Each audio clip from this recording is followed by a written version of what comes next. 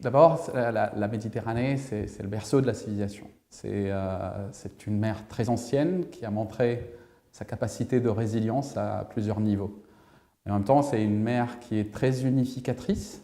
En même temps, c'est la frontière qui sépare deux blocs assez disparates, point de vue au moins économique.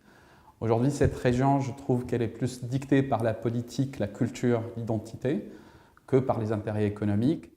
Et les indices à court terme ne sont pas forcément très favorables.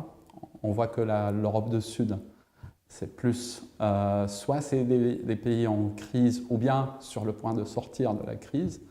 Dans le bassin du côté oriental, le côté sud, c'est des pays soit en transition démocratique ou avec des grandes réformes politiques, mais aussi on a deux guerres civiles en Libye, en Syrie, et l'économie en pâtit fortement. Je ne vous cache pas que pour le moment, on dirait qu'on est en train de reformuler la carte géopolitique de la Méditerranée, qui va devoir apporter des solutions à ce niveau-là, et certainement des réponses aussi économiques, parce que la politique ne peut pas résoudre tous les problèmes.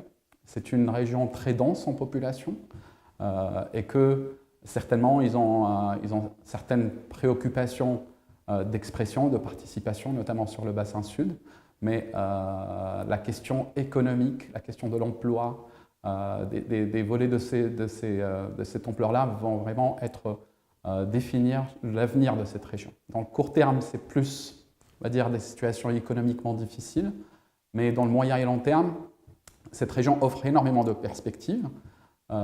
Déjà, c'est une région, c'est la région la plus touristique au monde, qu'on le veuille ou pas, ça offre aussi pas mal de garanties. Avec la stabilisation politique, on va avoir aussi un indicateur important par rapport au futur développement économique.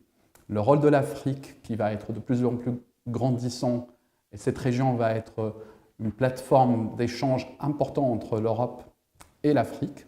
L'Afrique, c'est aujourd'hui énormément de pays qui sont en croissance, l'Éthiopie, le Nigeria et ainsi de suite, et il faudra, d'une manière ou d'une autre, faire avec le bassin.